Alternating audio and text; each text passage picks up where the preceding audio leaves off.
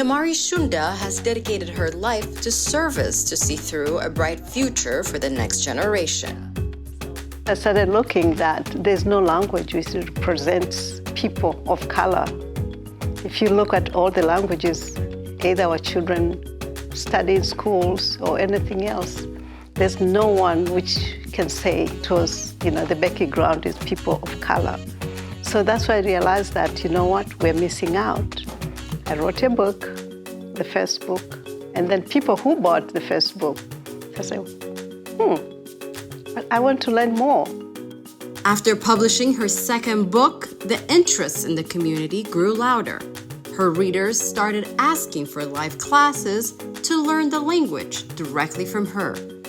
When I realized there are a number of people who were coming to ask for more, then I said, why don't we start a foundation where we can reach people who otherwise we wouldn't be able to reach them. That was the beginning of Strong Tower.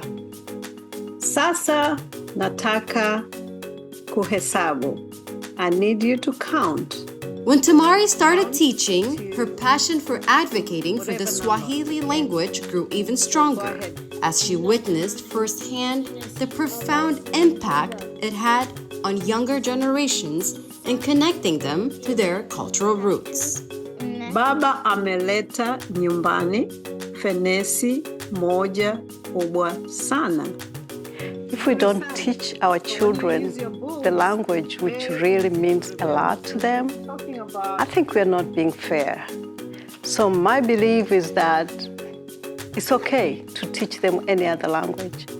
Kiswahili, a Bantu language, is spoken by over 200 million people worldwide. Characterized by their noun class systems and significant presence across Central, Eastern, and Southern Africa, Bantu languages include widely spoken ones like Swahili, Zulu, and Shona. It's very important that our children shouldn't miss that. Tamari recently organized a World Swahili Day celebration in Silver Spring that was well received in the community to further spread the culture. The turnout was great, in fact, more than we expected. We have the children, because that's our future. The children show forth the traditional African dressing. The majority of them showed forth the Maasai dressing with all the beads and everything. We also show forth women dressing, Maasai culture, the way they dress. So we had some people dressed like that. So it was really fun. Karibuni sana. Let us feel at home. Let us enjoy this day because that's what we wanted. The day she held the event, July 7th, wasn't picked by accident. World Kiswahili Language Day is celebrated annually on that date, which recognizes the importance of Kiswahili as a global language.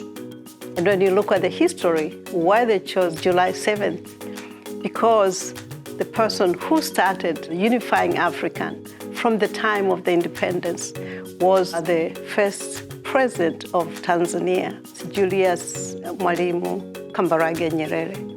So when he started, that's why they gave him that day, to make sure that everybody remembers that. Thus, he started the fight of that Africa need to unite. Africa need to have a language. We're trying to preserve the culture.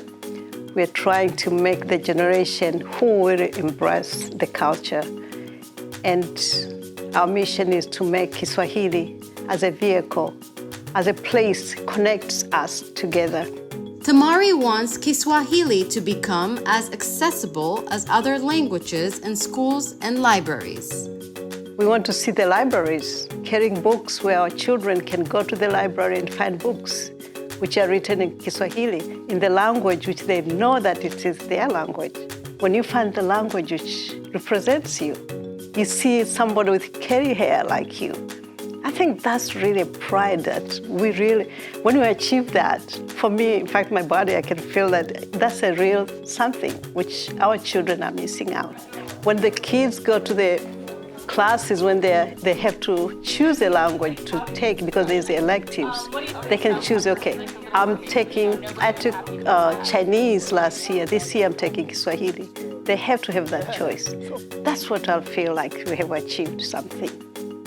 As an author, teacher, and community organizer, Tamari Shunda is actively shaping the future of her community.